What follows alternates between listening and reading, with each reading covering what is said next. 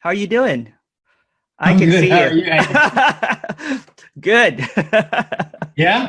12 hours today, 12 hours going to be pretty epic. Yeah. It's we had some glitches earlier, so if just in case, one of us goes off, just Yeah. continue, just continue. Okay. Um, so Jim's non-duality meanings share a mystery, a paradox. This paradox is that this appearance isn't what it appears to be. It is Mhm. and it isn't. It's no thing being something. It's emptiness appearing as everything. It's unified appearing as divided or separated. When I was a desperate explorer of this, I used to watch Jim on YouTube, and sometimes I just saw my notes. Actually, I would record the time that I paused it so that I could replay it. Don't miss anything. I know. I'm like, what did I? Maybe that second that I missed, I would rewind it I would, and go back over and over and over again. Uh, and then one day I was just like laughing and laughing and laughing because it's just mm, this. It's just hilarious. So thank you so much for yeah. doing this. Jim just released the my favorite part of these meetings are the introductions, the Mm. 10-minute introductions that he does. I think it should be done in a book. I'm putting you on the spot here. Oh, great. Yeah. You're welcome, Rita. Yeah. Um, Hi, Rita. Hello. How are you? So we're going to get started. I'm going to mute myself and thank you again, Jim, for doing Oh, this. thank you. Thanks. This is great. Oh, you mean I should give an introduction? Yes. Yeah. All right. Well, I mean, I can start off with, I can just connect to what you said, um, that you would pause it, the recordings, so that you wouldn't miss anything, so you wouldn't miss it because it might be exactly there where you weren't listening. And that is exactly that is the whole story of the individual. That is the whole story of separation, that there's something hidden that needs to be found, and it's up to that experience of separation to find it. The experience of separation is really just the experience I am. I know. Begins just by knowing I'm here, by knowing what this is.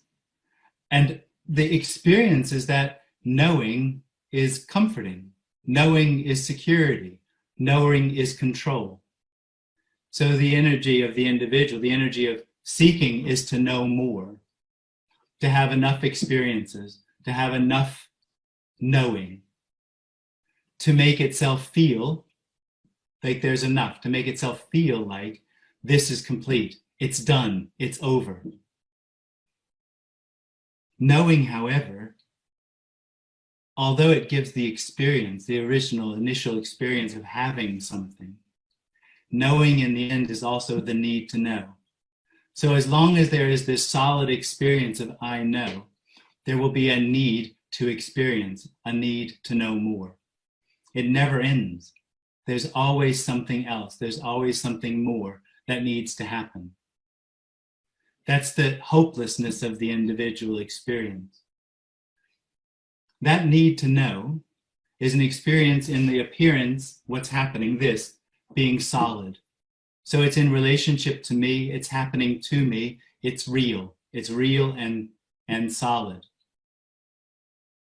And that experience of this separation, of this being real and solid, makes it appear as it's not. So this appearance is not real. It's not solid. There is, in essence, no real perspective. There's no real point. There could be, or you could say, that this is every perspective, or any perspective. That what's happening is anything happening, or everything happening. The experience of the individual is that there's something happening real to me. There's something fixed. And what's longed for is what's unfixed. What's longed for is the unconditional freedom of neither knowing nor not knowing. The unconditional freedom of this not needing to be even what it is. So the message is really a response to what you said in the beginning about not wanting to miss something. And it doesn't have any answers to that need of seeking. It doesn't actually offer anything to it. What it does is it responds to that need of something needing to happen, that need of knowing more, by pointing out that nothing is needed. Need is an illusion, and nothing needs to happen for this to be the unrecognizable freedom that it is already. The experience of the individual is that to find this, to find what we're talking about, there has to be a certain process. There has to be a movement. The past has to be worked out. Realizations have to happen, or knowing needs to fall away. It doesn't. There's nothing that needs to happen for this to be what it is already. So in that sense, there is nothing on offer to that experience that you were talking about at the beginning, that you're going to miss something. To that experience, this message is incredibly frustrating. But when there's let's say an openness, when something is ready, you could say, then something else might be heard. Something beyond or other than that need for something to happen. That's good. Yep. Thank you, Jim. Yeah, thanks. Thank you. So again, our format for this one, if you want to start typing Q&A questions, you can type in the Q&A button here. Jim is going to be ready to answer any questions. Now I have the first question for you from NR. Until me drops away whenever, how should we live to avoid painful experiences in me dream? Yeah, well, there isn't a you. That knowing experience is simply an experience in what appears to be being solid, real, in relation to you. That's never true. It's a dream. The dream, part of that dream is that you have free will and choice to avoid or not to avoid negative or painful experiences. There isn't anyone in there that makes a choice about whether to have or not have painful or negative experiences. There's this popular question that keeps on coming back in this conference, and people keep on asking about free will. Yeah. And all that, it's a repeated question over and over again. I guess people want to hear over and over again what that there isn't free will. Yeah. So can you put your take on that one? Well, I mean, there's never an experience of having no free will. But there is the revelation that only the individual, through its experience of knowing or feeling like it knows what's happening, feels like it has the choice to do one thing or another. And it's a dream. That experience falls away with the experience of knowing what's happening. And just to be clear, the end of the experience of knowing what's happening isn't then unknowing. It's not a state of unknowing, a state of blankness. It's just an unfixedness, that there's just what's happening without any rules, without any limit, without any need to be one way or another. That's super clear. Thank you, Jim. Here's another question here from Sir Martin Exton. Would you say that the beloved is everything? Yeah.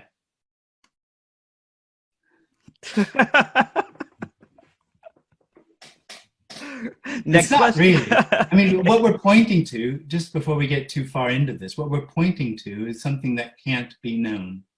So this, what's happening, what seems to be going on, can't be fixed as a knowing experience. That is always an imposition of an illusory separation. That's the only thing that seems to be known. When that illusory separation falls away, what's revealed, in contrast to the experience that this appearance is conditional, that love is conditional, that freedom is conditional, is the reflection of that no thing or the unknowable, that really everything is unconditional. But the unknowable isn't unconditional. It's unspeakable. Brilliant. Thank you. Ben asked, hi, what questions and truths can you give to constantly questioning my me and investigating the ideas around I am? Well, the idea that questioning my me or the me is going to lead somewhere is just a part of the experience that what's happening is known and that there's something that needs to happen to bring about what's longed for. That's just a part of the dream of the individual, that this isn't what's longed for. And that experience, the experience of separation, is a dream.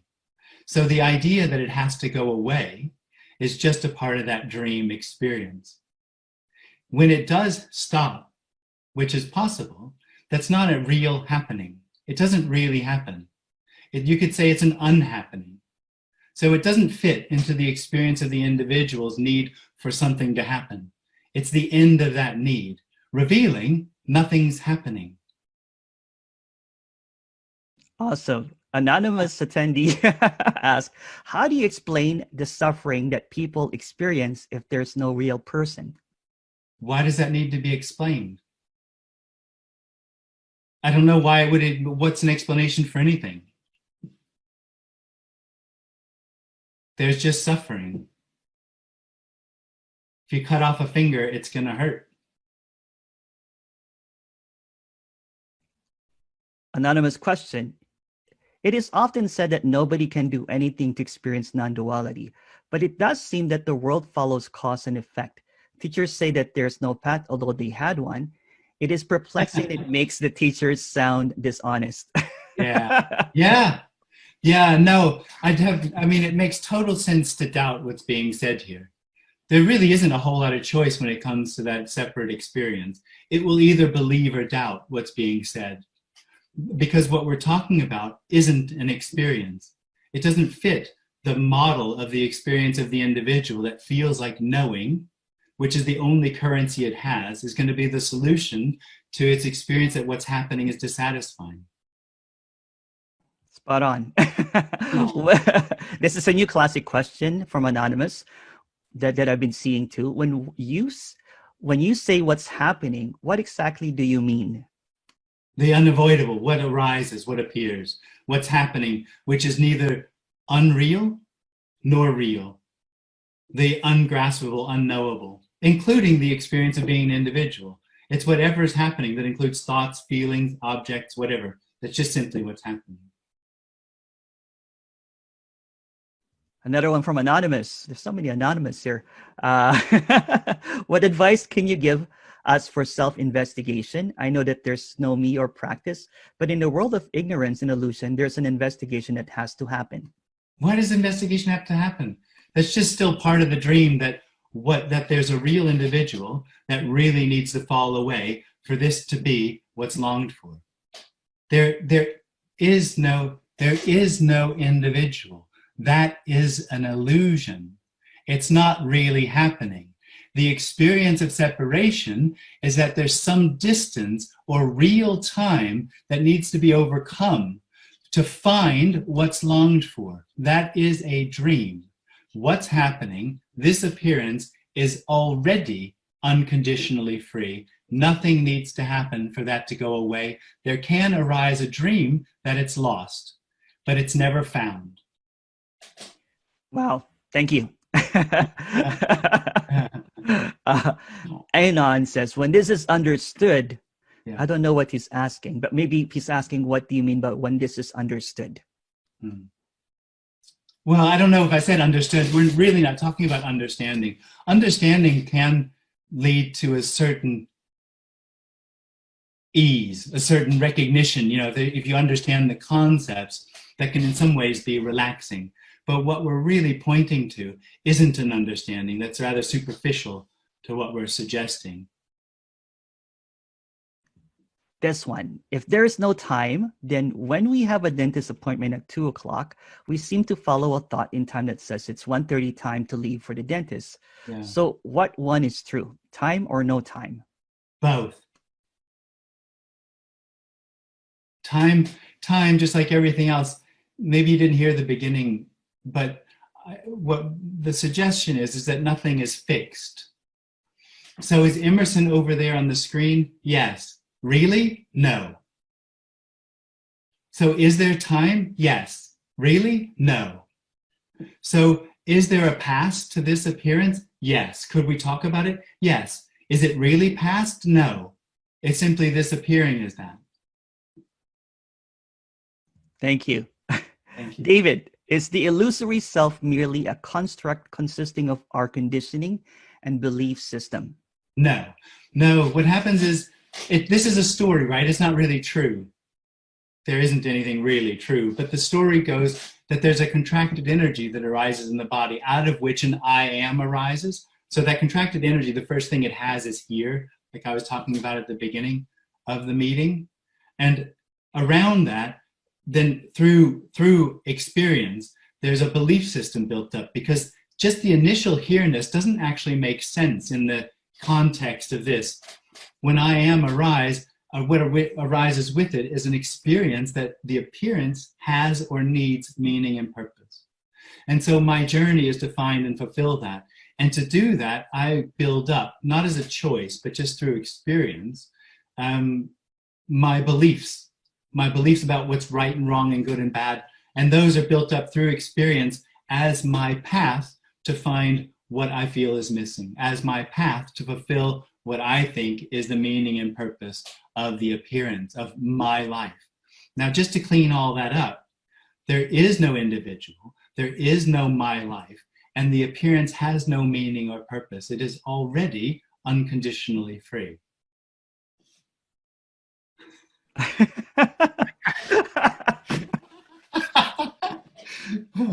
I'm enjoying this. This is really good, Jim. Yeah. I know you're just talking to me. You're used to kind of like people coming in. So I'll try to make kind of like varied facial expressions. No, you're awesome. This is great. And I'll try to change my accent, although I can't. Yeah, that's good. Yeah. Can empty fullness be described? No. It's not even empty fullness. Just like it's not unconditional love or unrecognizable freedom. Really, this, what is, can't be described. It can't be known. It can't be owned. It has absolutely no fixed points to it. It is anything and everything. It's completely unhinged, unbound. There's no way to put anything, to call it anything, empty fullness, is to put a label on it. So the difficulty is it's not any specific, contained by any specific word, and at the same time, it's absolutely every word. Wonderful. Thank you. Anonymous, if you stub your toe, how to say you didn't stub your toe, it was your toe, not Sammy's. Does that make sense? Yeah. Yeah, it does. Yeah. That's coming from the experience that there's really something inside the body. And as long as there's something inside the body, there will be the experience of ownership of what's happening. Nobody does that. It's not a choice. When the I am arises, the experience is that it arises inside the body. It doesn't actually. It arises within everything. So everything that's happening or not is mine. It either is happening to me or it's not happening to me. That's my story. And that's ownership. The individual, in that sense, is the owner of all experience. It happens to be a dream. As long as it's going, there'll be that experience of ownership. When there's no one left, it's obvious that there's just stubbing the toe. Damn. Ouch. Anonymous goes, what advice can you give? To who? About what? There's a good sushi bar in Asheville, North Carolina. Other than that, I'm not very good for advice. Do they serve sashimi? They do, of course. Okay. Sake? No, but advice, I mean, I don't want to be silly, but advice about how to find what is already.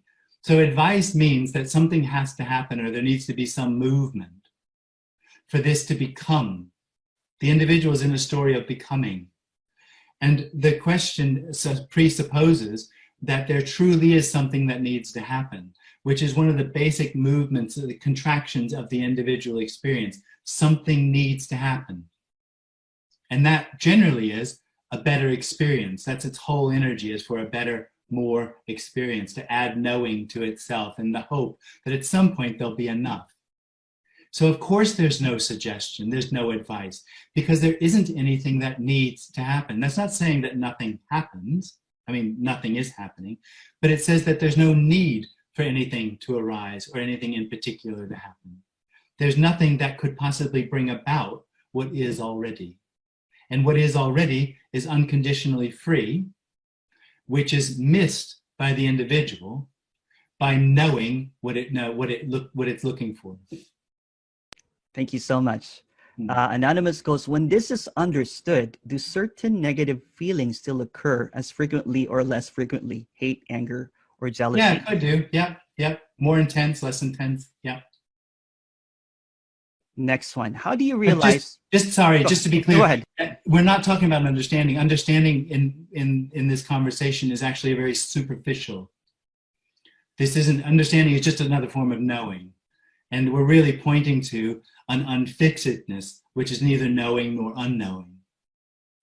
So, but still understanding even the concepts can have an apparent effect on the experience of the individual. They're powerful. It's a powerful message.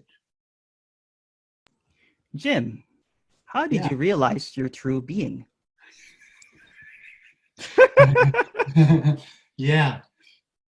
So the story of Jim is, I fell in love with something that I couldn't understand and died. The end? Yeah, that was the end.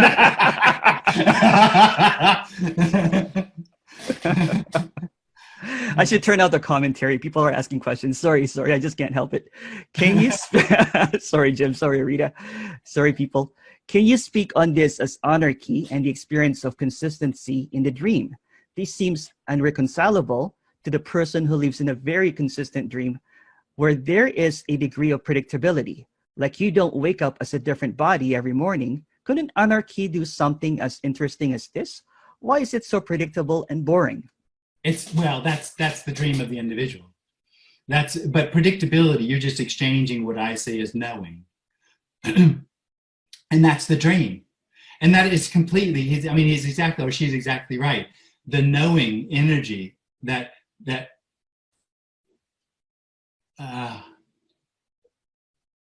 imbues the entire appearance is what makes it feel dead. So the knowingness of the appearance is the need to find something else, is the need for something else to happen, because it's no longer the aliveness that it is already. It's no longer the anarchy that it is already. See, you think you know what's happening. You don't. This is already anarchy. It's already unconditioned, unknowably so. There's no need for anything to happen for that to come about. Predictability is just anarchy appearing as predictability.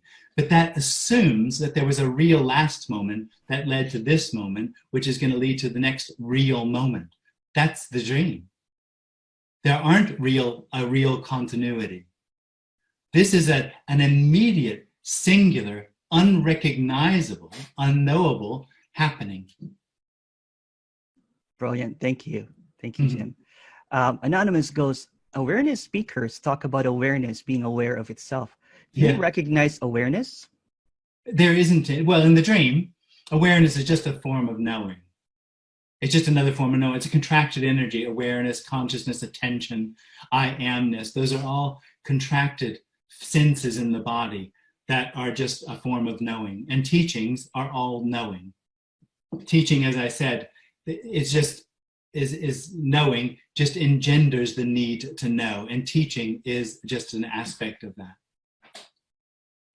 And our ask, is falling away of me an arising in what is happening? Well, it's an unhappening.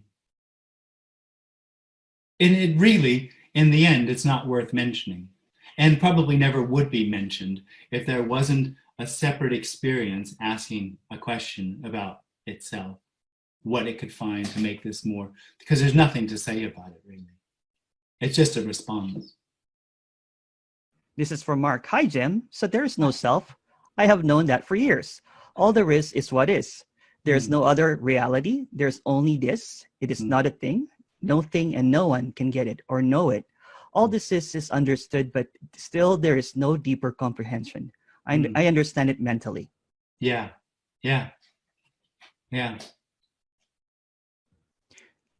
Anonymous attendee goes, I have tried for 10 years to experience I am. I understand you don't talk about that. Would you say that that is just a place in time? Yes. Now, I am now. That's real. For that experience, that's what it is. And that's why you can say now, because it separates itself from the other apparent time where it's not self-aware. So, but the message here is that is a dream. There isn't a now, because there isn't any real point in time to compare it to. Anonymous attendee asks, can you talk about inner and outer, objective and subjective? What is transcendental consciousness? I don't know what transcendental consciousness is. If he's talking about the I am, the detached I am that realizes God, then maybe that's what they're talking about. What we're talking about here is there's just what arises. And in that sense, there's no real inner and no real outer. We're talking about the end of what appears as real. A new classic question. So if there's nothing to do, why are we here talking? Who said there's nothing to do? No, nobody. It's a misunderstanding. And I think a lot of times there's a willing misunderstanding or a selective hearing, because it's never been said, as far as I know, that there's nothing to do. The suggestion is there's no one to do it, and nothing needs to happen. But that's not suggesting that there's someone there that now can decide, I don't have to do anything. That's just not the message. But if that's what happens, it's what happens. Nobody chooses anyway. Spot on. Thank you. Travis goes, does the body-mind experience apparent separation, or is it just a sense of self? No. I don't know what the sense of self is, but body-mind in experience is separation. An experience is always a subject-object relationship. And a subject-object relationship is an experience. And that can only happen if there's a real happening, if it's real. A real I am to experience or know it. Brilliant. Art, has anything deepened or changed for you over time with regard to this message or your experience of it? Well, it's not an experience, but yeah, definitely it's deepened. Anonymous asks, what books can you recommend? Tony Parsons' books.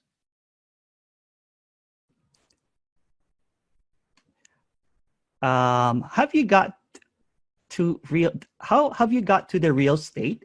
Are you doubtless? Doubtless. Yes. Yeah, there's no certainty and there's no doubt. There's just no real position. So there's just what's arising. And of course, I didn't get there. How could you get to what is already? What movement? So in that sense as well, you've got to say, this isn't an achievement, nor is this message coming out of an authority. If anybody knows anything, it's the questioner. This doesn't know. That's the whole point. The message isn't coming out of an acquired knowledge.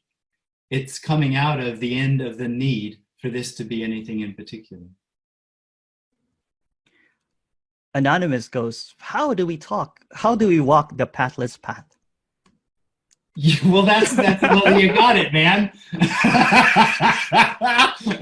Read your question.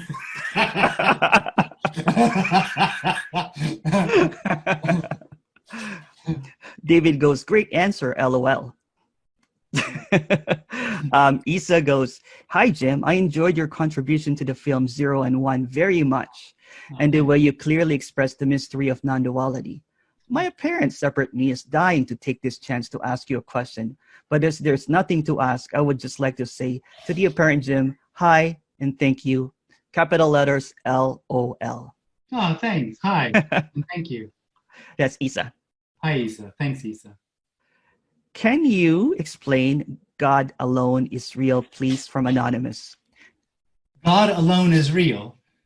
Well, I mean, I could come up with some complicated answer, but there isn't anything called a God. If you think of God, God is a concept that the individual hopes for is real, as some sort of hope that something outside of its experience can help it. There isn't anything outside, and there isn't anything real. The whole message is that this appearance, and what I'm talking about when I say this appearance, I'm talking about sitting in front of a computer screen with thoughts and feelings and whatever else is going on, isn't real. It has no real position.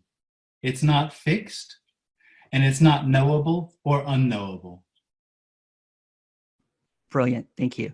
Anonymous asks, I experience a lot of pain in the body with the squeezing. Is that just a story too? It feels horrible. I get relief when I watch you, but then it comes back. Yeah. And this go on for 20 more years. Yeah. This is what it seems like. It almost seems silly. Yeah. Yeah. Well, it's not silly. I think that's an unnecessary judgment. Is the story of digestion as true or false as the story of reincarnation? Digestion? Digestion. Well, digestion is just simply something that seems to happen. It's a description of a bodily function. Reincarnation requires belief. Something completely different, it seems to me. Anonymous asks, if we already know what is, why do we not realize it? Well, if you know what is, then that's not what's being talked about. What's being talked about is what is neither knowable nor unknowable. It's just ungraspable. It's unfixedness. It's indescribable. It can't be put into words. And at the same time, it's every one of those words, and it's everything that's heard or understood. There's no separation. This is from David. Does unconditional freedom permit what is to include what isn't? Conditional freedom? Does unconditional freedom permit what is to include what isn't? Well, I don't know. There's not two separate things. Here, unconditional freedom points to the paradox that the appearance appears to be this, and it's not at the same time. It is and it isn't. That's not two separate things, is and isn't. So it doesn't function in the experiential, logical world of the individual that knows what's being said. It is and isn't simultaneously, unknowably, paradoxically. And that is all there is what is and isn't. And it doesn't allow anything, nor does it reject anything. It is all that appears. Awesome, Jim. The next one is, you make it impossible to ask a question. Yeah. Yeah. Well, what happens is that the individual's need for something else runs into the recognition that there's nothing to get, that the situation is hopeless. This one is from Anonymous. With the recent increased awareness in non-duality via the internet, what do you think non-duality will become? When do you think non-duality will become mainstream? Well, I mean, I don't know. Seems pretty mainstream now. I mean, it'll never be widely accepted, really. I mean, if you think about it, there is nothing it has no practicality whatsoever. So if somebody comes to it who's looking for something else, then they'll quickly move through. And if someone else is there, and of course this is all choiceless, where there's an openness, a readiness to hear something beyond the individual's need for something else, then that'll be the end of it. But that'll never be a huge number of people. Jim, do you think there's a continuance after death? That there will be a reuniting of loved ones, or that is that just a dream? Yeah, yeah. There isn't anybody alive. Death, if I can explain, is actually just real time. It's only the experience that what's happening is real, that there was a real person that was really born, that's really living and is really going to die, that has the experience that death is going to be meaningful. The death of the body has no more meaning than this happening. Nothing has any meaning in that sense. It's just a dream. I am is a dream. If death were real, there would need to be somebody that knew they were dead, or somebody that didn't know they were dead. Either way, it becomes irrelevant as a concept. It only lives in the dream world of the individual as a reality. And what really death is, the horrible point of death, is the individual thinks or has the experience it is what it knows, or it is what it perceives. And that's going to change. That's going to end. That's the threat. Thank you. Jim, what about family, friends, and children? Are they nothing too? Are family and friends not considered unique? Well, in that sense, I mean, every appearance is unique. So Emerson is unique. The computer screen is unique. It's all unique. Every individual has a certain energy about them, a certain quality about them.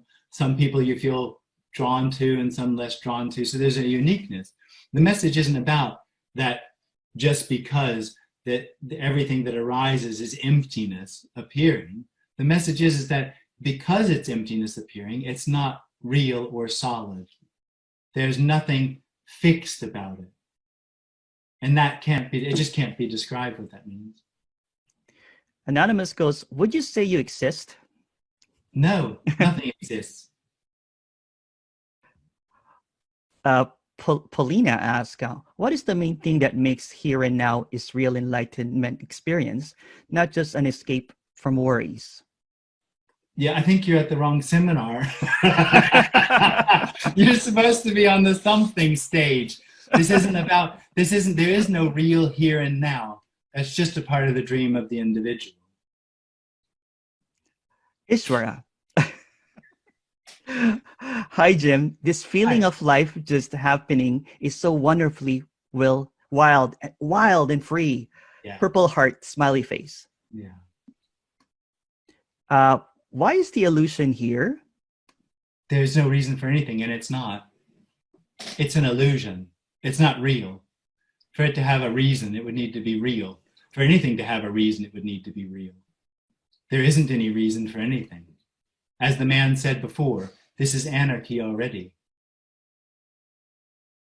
Lisa goes, something keeps noticing that I am narrating what is happening shortly after it.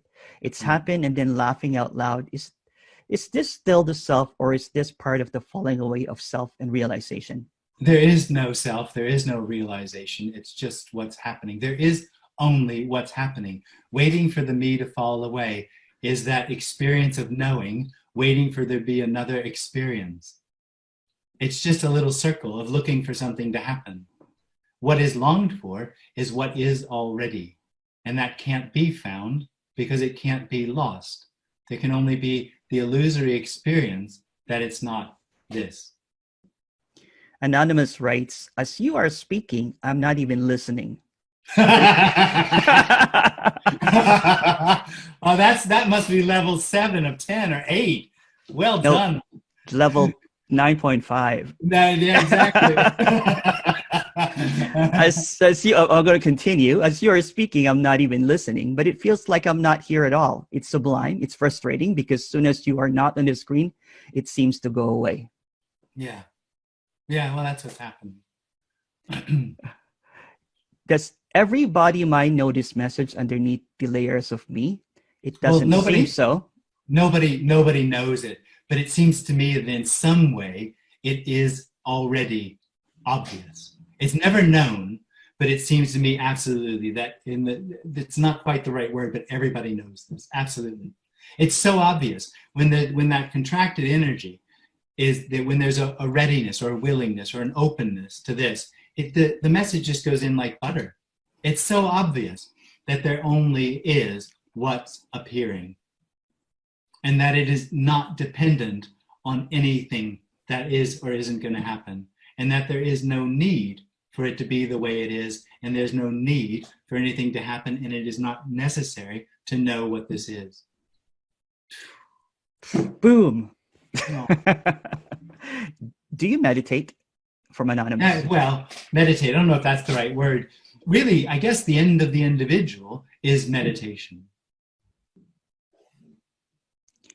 Art asks, can you describe how, in what way this message has deepened? Well, some time ago, there was recognized there was an energy of wanting to be happy, which was just a contracted part of it, and that fell away. Is this awakening completely and entirely random? Full stop. Full stop. Well, it doesn't happen, so it can't be random. It's the individual is convinced that something needs to happen for this to be, and it's the other way around. There's something that can stop happening, which reveals that it is already. This isn't an acquisition. The individual can't help but live in the world of process, progress, and acquisition, getting and getting and getting. That's not a judgment. That's just when knowing arises, when I am arises, what arises with it is the need to know. Knowing isn't the end of the need to know. Knowing is the beginning of the need to know. Knowing is the beginning of the need for the next moment, the need for something else, the need for security, the need to find. Miranda asks, is it better to have positive thoughts over negative thoughts? Yeah, probably. I mean, better or worse is relative, but if it were my life, yeah, that sounds better. Not that anybody has a choice. If the law of attraction is real,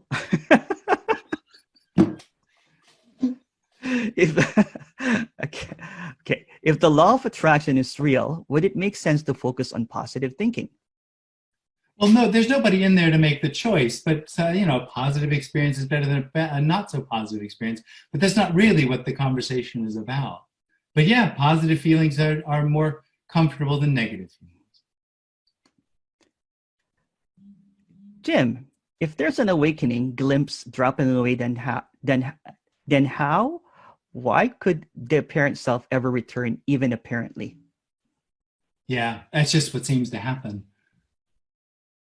I mean, what seems to be reported to me a lot is I know a lot of people think they want to find no me. And it seems that the first instance where there's a recognition where that contracted energy falls away is actually quite terrifying. And the last thing they want is for that to continue. Of course, that's not the end of me. Of course, there's some me there still going, oh shit, what's this? I don't know if I'm allowed to say that. But and then it closes in on itself and thinks it knows what happened.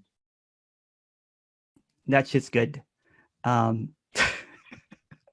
What happens when body dies? Nothing. Body dies. It's just this. What the question implies that this is not death, that life and death are separate, that there's something really happening, and that is just a dream. There's already nothing happening. This is from Travis. Hi, Jim. Are you saying that the conditioned body is apparently here doing what it does, but the illusory sense of I am that takes ownership of all experience is totally unreal? Yes. Hi. Okay, that's the same one. Sorry. Anonymous goes, would you describe the experience as blissful, oneness, or entirely ordinary? Ordinary. Multiple choice question. Thank you. We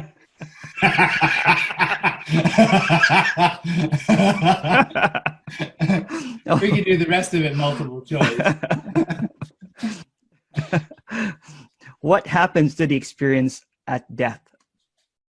There is no experience. The point is that if there's an experiencer, when it gets to the point of the death of the body, at some point there'll be the recognition that there never was any need for hope, that there never was anything really that was able to be held on to, that the only thing that they thought they were going to lose was the imaginary real time that they thought that it was happening. That's what happens if there's still the illusory experience of an individual when the body dies. If that's not happening, then there's just simply what's happening. This is death already. There isn't anyone in it. There is no need for it to be here. Thank you. Mark asks, I tell the story about a very easy, blissful death that happened 50 years ago, which became a heaven and hell flipped when doubt crossed the mind. Running from the resulting extreme terror went on for days. This sequence has repeated numerous times over the years as if being sideswiped by doubt. The takeaway lesson has been to respect doubt and respect the ability to remain.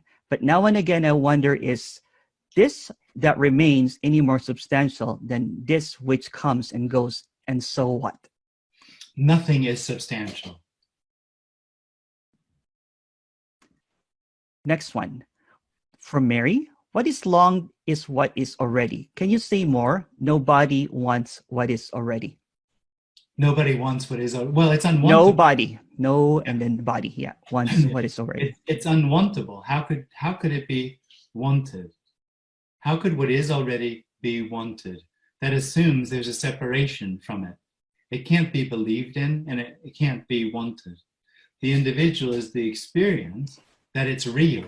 And the experience that what's happening is real, or separation, the experience of separation, is dissatisfying because it becomes dead and known. But the individual doesn't want, the end of the individual is the end of the individual. It's its worst nightmare, its worst fear. So it doesn't want this. You have to turn on your mic. This one. I'd like to ask a question, but it's as if you're a machine gun and it's useless. Yeah, it is useless. But I mean, as I said this before, it's useless because there's nowhere to go. This happening, looking at the computer screen, listening to these words, isn't going anywhere. It doesn't have any intention. It's not missing anything. It's not waiting for something to become. It is already what is and isn't. So there's no need for a question. Doesn't mean that it shouldn't be asked. It's fine to ask questions and to be shot down. Why not? But the experience is that none of the questions actually work, because they don't. They're all questions, or most questions, are about getting somewhere, about moving from here to there, because this is not satisfactory. This is somehow discontent. And the discontent is the need to move and the experience of real movement. So there's no way out for that discontent. There's no answer for that. Isa asks, would you say that this so-called deepening keeps going infinitely? Doesn't seem to, no. It seems to, at some point, it seems to be over.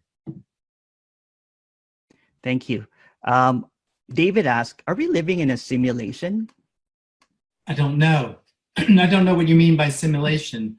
If you mean that, I don't know. Does it mean all is just simply autonomous? Absolutely. Just chaos, just happening? Yes. But there's no we living in a simulation. There's no one in it, aware of it. It's just happening. How do we talk about something that never happened, from Alexandra? Yeah, absolutely. I mean, what are you going to say? It just seems to happen. There seems to be a dream experience of knowing, and it has certain qualities. And when it falls away, part of that is the recognition that never happened. Nothing was ever real. There is the dream. For the dreamer, it's real. For the dreamer, the experience is, this is really happening to me. And the illusory part is that has an effect or a reality on the appearance. It doesn't. So that's how it can be said, it never happened, because the experience, realness of the appearance is never true. But the experience of seeking and all the things that come out of the experience of being an individual, they seem to apparently happen. Jim, can you speak about desire? So many teachers say that the me is actually attachment or desire. Yeah. I mean, if I see a pretty flower, there's a desire to smell it. Why not? It's there. Cool. Yeah. But I mean, for me, what that relates a little bit to the Buddhism desirelessness. And it seems to me that what's being pointed to there is the desire is what we're talking about here is a need. It's a need to know. And that need to know, for me, is that endless desire, which creates seeking, which is, for me, from this point of view, the suffering that's being suggested. So when that stops happening, when seeking is no longer necessary because there's no one that knows what this is and therefore needs another moment to be real in, what arises is just simply what's happening. There's no need for it to be something else. And so in that sense, there's the end of that suffering of seeking, but there's not the end of emotions and things happening and life happening. Jim Gias asks, hi, I'm afraid that if when the need to know falls away, indifference will drop in. Can you comment? Well, you think you have free will and choice and that you're doing something now. And that if you're not there, then you won't be able to control things anymore. And I've got news for you. You're not controlling anything. At best, you're a reaction to a reaction to a reaction to a reaction, having the experience of being in control. It's a dream.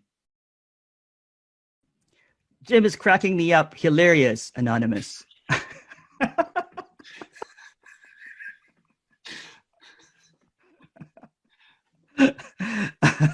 Jim, to be or not to be? Yeah, that is the if anybody had a choice. Next one. The awakening wasn't terrifying. It was sublime and all that is. Still don't get how there would be a reappearance of a parent self. Does Rita enjoy this gym better than the Seeker gym? Thanks. Does Rita enjoy this gym better than the Seeker gym? She doesn't know. Oh! Shabam! Now she's revisited and now she thinks yes. Best question ever. Art questions. How have you dealt with tragedy or loss? Well, the individual is threatened by emotions, threatened by everything that's happening, threatened by strong happenings. And when there's no one left who feels like they're in control or need to control the appearance, then it's just simply what's happening. So there's sadness, or there's loss, or there's extreme happenings. Daniil asks, what is this contracted energy? How do we know about any energy? What is it? Are bodies like batteries, those are dead when charge is over? Maybe. That's what the Chinese doctors say, that you have a certain amount of qi. But the contracted energy isn't life. The contracted energy, I mean, we could tell a story about how that happens. You could say it's the brain, but it doesn't really matter what the cause is. But it's a contracted energy around which the experience of I am seems to rest out of the first thing that seems to be known, which is here, which is the beginning of the dream. There isn't a here, not a real one.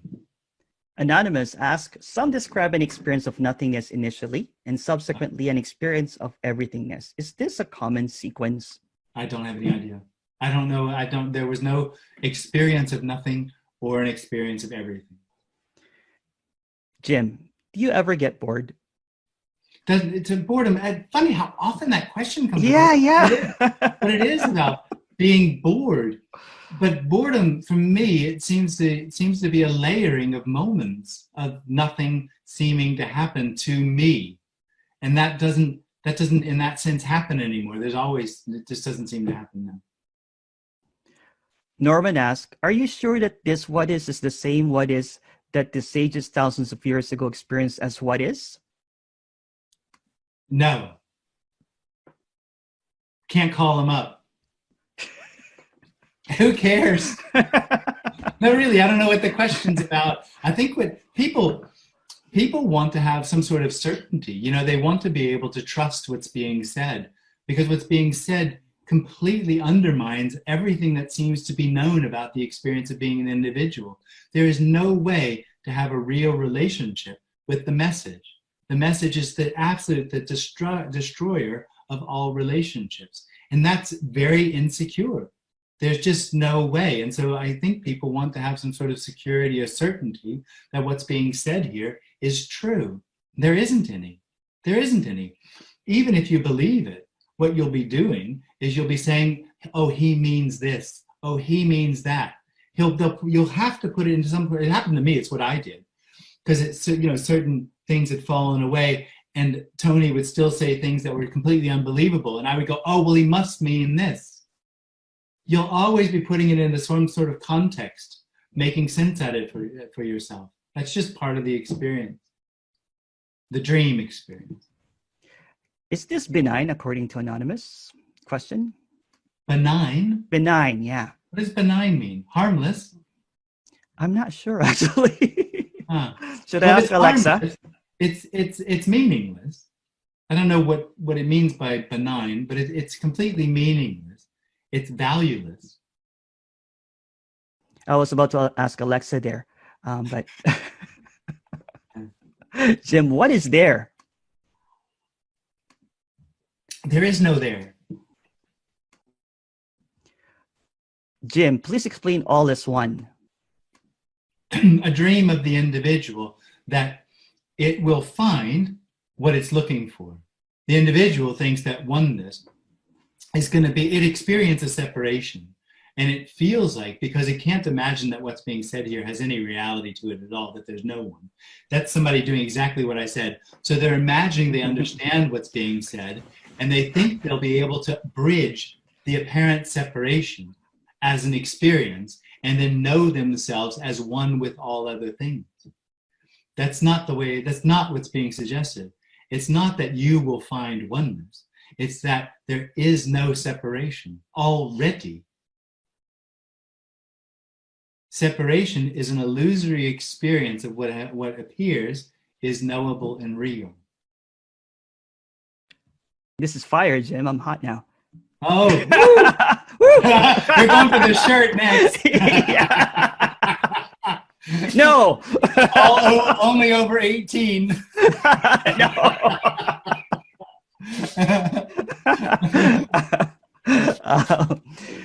Travis asks, hi again, Jim. Hee. Are you saying that body is unaware of the illusory experience of an individual? I didn't. Body? Oh, sorry. Are you saying that the body is unaware the illusory experience of an individual? Is the body unaware of the illusory experience of the individual? A body is just a body. There isn't any awareness in it. I mean, there's a functional awareness, if you want to say that there's a brain, which is a story because nobody sees their own brain. But you could say that there's a brain in the body and that there's a functional awareness, but that's not an awareness that anyone has. Lisa goes, when you say it seems to me, who is that you're talking about if the me isn't there? Colloquialism. I'm not going to start talking in Advaita language. Mark goes, laughing here as well, a comedy of errors. Anonymous attendee, who am I? A dream. Anki G goes, is intuition only in a state of ego illusion relevant? No.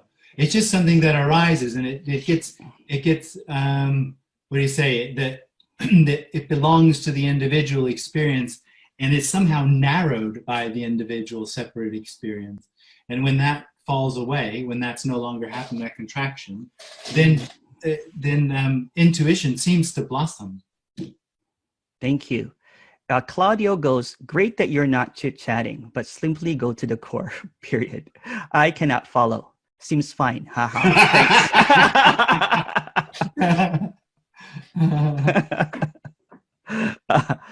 Anonymous goes, when you say nothing is real or nothing is happening, is that because it's the illusory me really feeling real?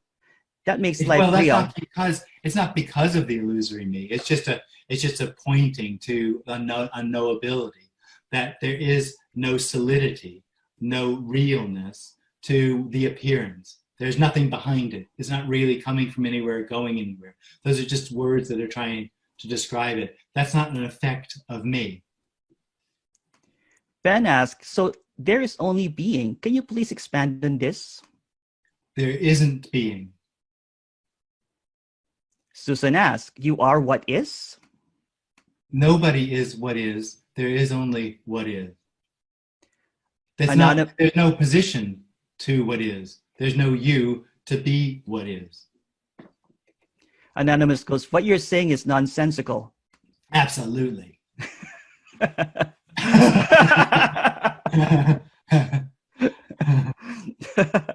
Monica, hi.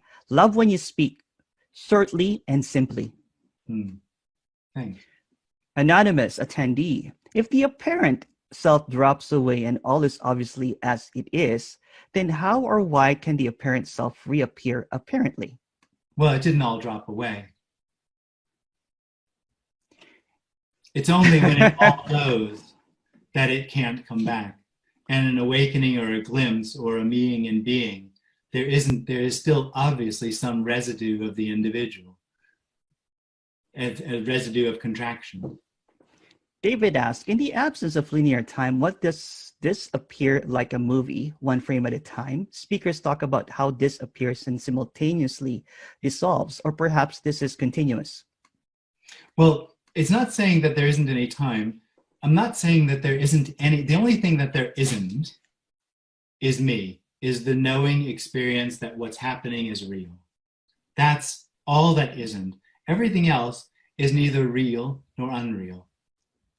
It's apparent. It's indescribable. So there appears to be a past. Is there a real past? No. It's this appearing as a past. There seems to be what might happen in the future. Is there a real future? No. It's this appearing as what might happen in the future. There's a discussion going on with Emerson and me and a couple of other people. Is that really happening? No, but it appears to be happening. It's not real. It can't be held on to. It can't be known in that sense as a solid entity that I could add to myself, which is what the individual tries to do with everything that's happening. It's freedom. It's just unboundedness appearing as a conversation. Norman asks, does eternity move? Does eternity move? I don't know what you mean by eternity. Infinite, yes and no. Of course it does. That's infinite. And it's apparently moving. Is it really moving? No. Ben asks, oh, Ren, is there no animal kingdom? You're going to have to get a little more clarity on that. There's apparent animal. I don't know what that means. There seems to be a lot of animals on the planet, if that's what we're talking about. There's a mosquito in my room. That's an animal. Hi, Jim. Hi. So there's no meaning to any happenings, all just life. Yeah. Lifing alone, reasonless. Yeah. Okay. Deanna asks, it's recognized that there is no one here, yet wrestling and struggling to go beyond, to drop, it's happening. How does an illusory one wrestle a mirage? It's a conundrum. No, it's not. It's a dream. You've misunderstood. The only one that would be wrestling with anything is the knower.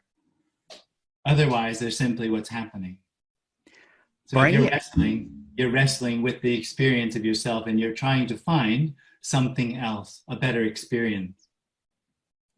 Barney asks, I understand that there's no free will, but for liberated.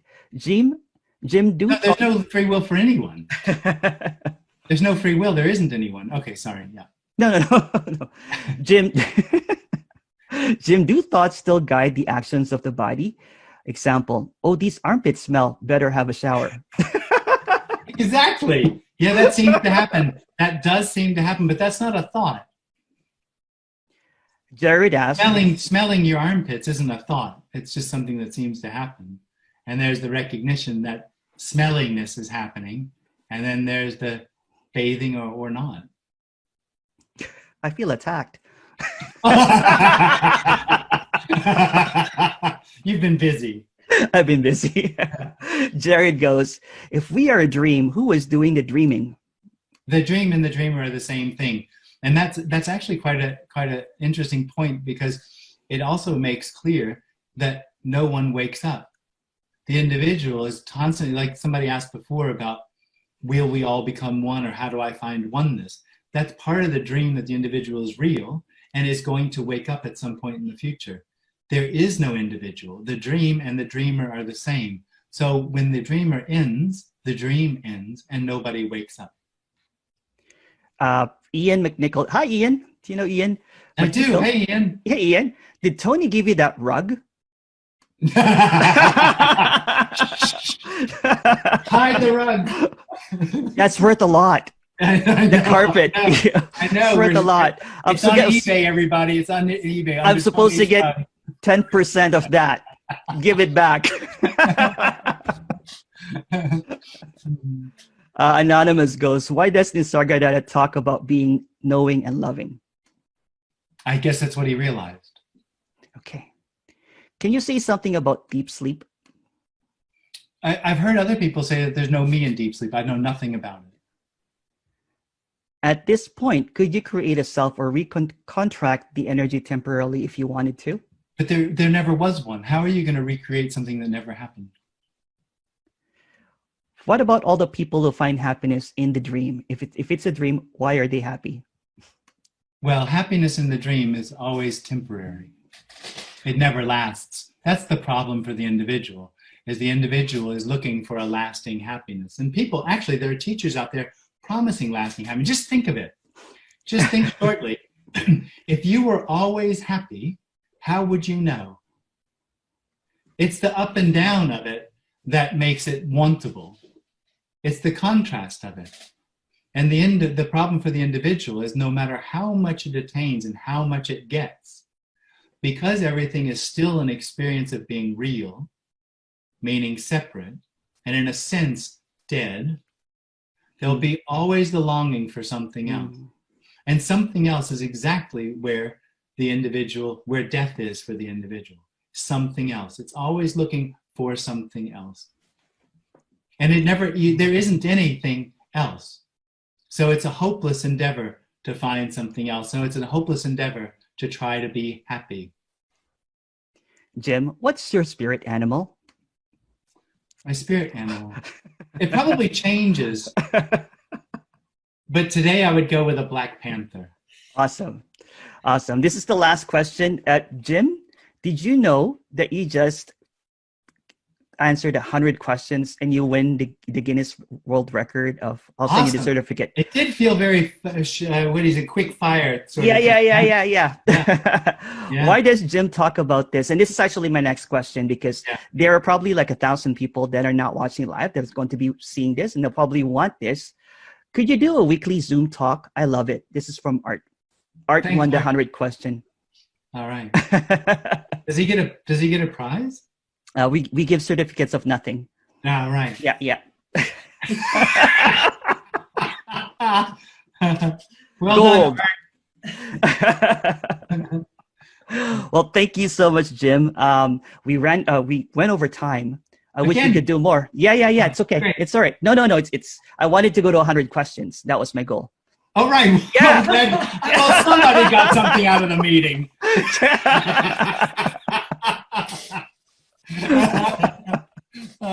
Thank you so much. Good to see you again. Good to see you too. Yeah. Give me the commission from that rug, 10%. Yeah. Yeah. Bye, man. Thank you so much. At the end of it. Thank you. We'll contact you after. Bye, Rita. Thank you so much for everything. Release that book. Yeah. Yes, Bye, Rita. thank you very much. Bye, please message Jim to release his book soon, so that everybody, his email is, I'm joking. Yeah. Thank you so much, everyone.